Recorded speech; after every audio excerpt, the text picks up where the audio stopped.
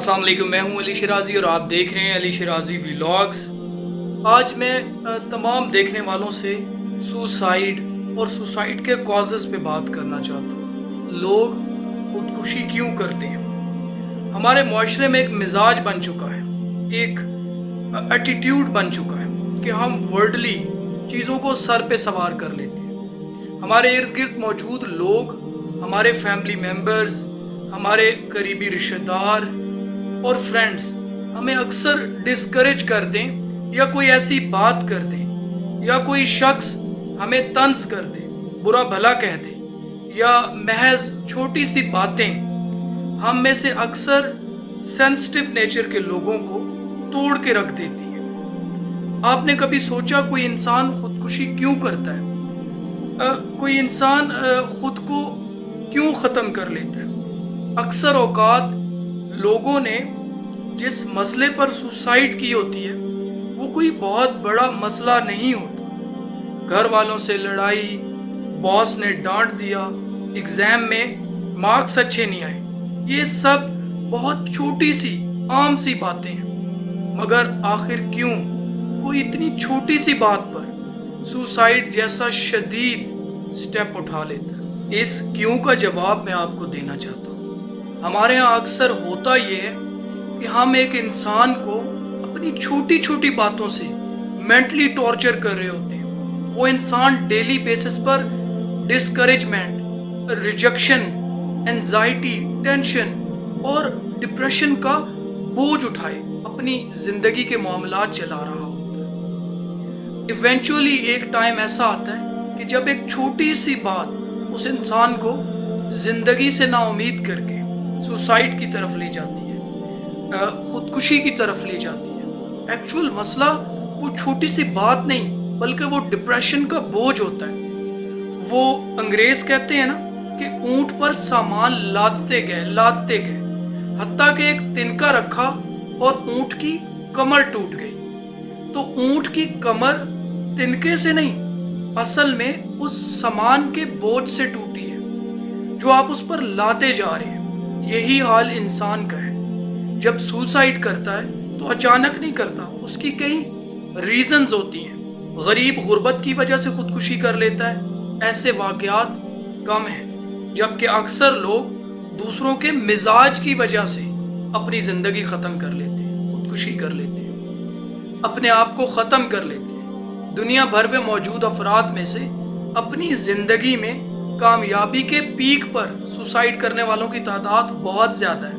آپ گوگل کر لیجئے، آپ کو ایک لمبی لسٹ مل جائے گی ان تمام افراد کی جنہوں نے اپنے کیریئر کے پیک پر خود کو مار دیا، خود کو ختم کر دیا، خودکشی کر لی۔ وہ لوگ جنہیں ہم آئیڈیلائز کرتے ہیں، جنہیں پسند کرتے ہیں، جنہیں ہم فالو کرتے ہیں، جن کے پاس بڑا گھر، پیسہ، گاڑی، شہرت سب ہوتا ہے، وہ لوگ، ان کی ایک بڑی تعداد اپنے کیریئر کے پیک پر اکثر خودکشی کر لیتے ہیں۔ کیوں؟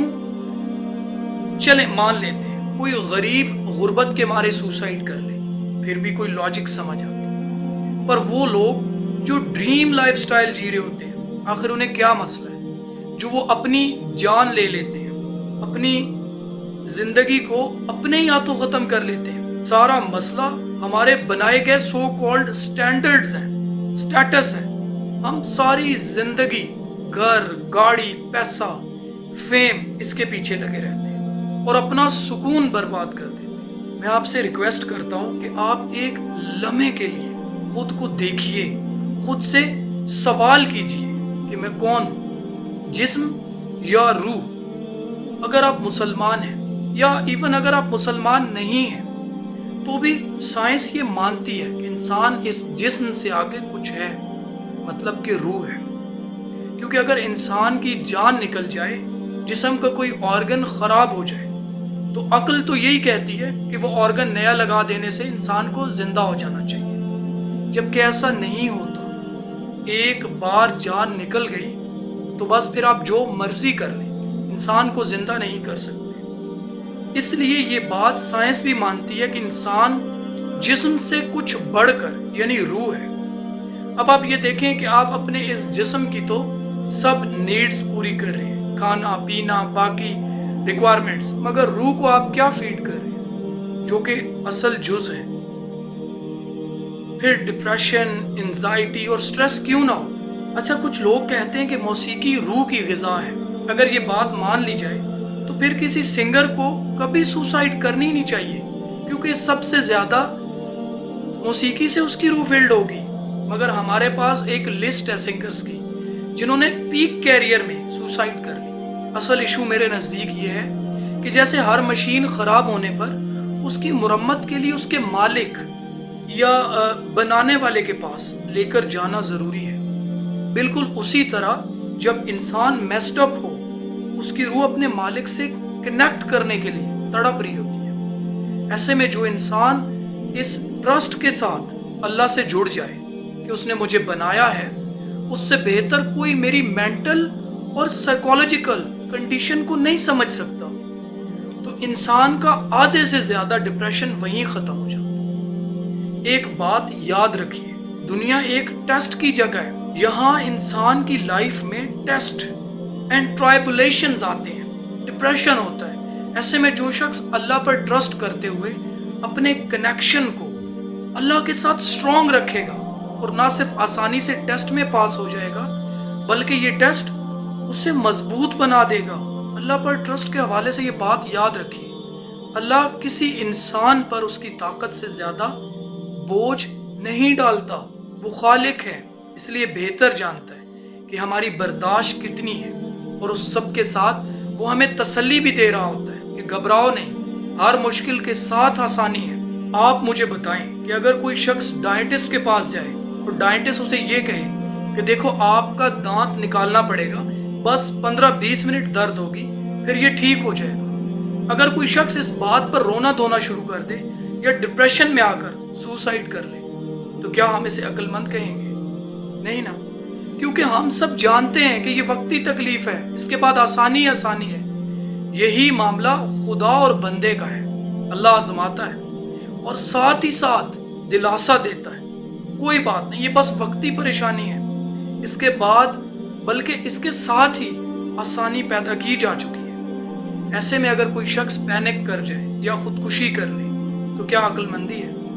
ہرگز نہیں، اس لیے خودکشی حرام ہے۔ خودکشی سے مراد آپ خود پر اور اپنے بنانے والے پر گیو اپ کر رہے ہیں، آپ خود کو مار لیتے ہیں۔ آپ کو کیا پتا، آپ سے ایک قدم دور، فقط ایک قدم دور آپ کے لیے دنیا و آخرت کی بھلائی کھڑی ہوتی ہے، مگر آپ پینک کر گئے، اپنی جان لے لی۔